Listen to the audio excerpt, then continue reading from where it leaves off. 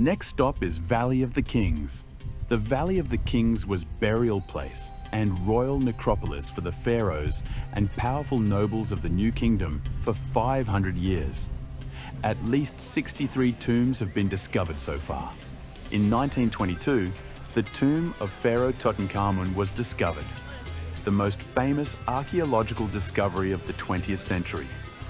It was the only royal tomb in the valley to be found largely intact, with thousands of priceless treasures, including the famous golden mask.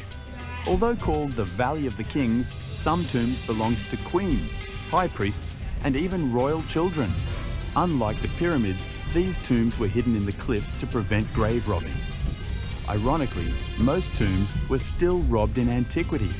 Today, tombs are threatened by moisture, human breath, and tourism-related damage, causing murals and carvings to fade. Some tombs are closed periodically for preservation or replaced with exact 3D replicas for visitors.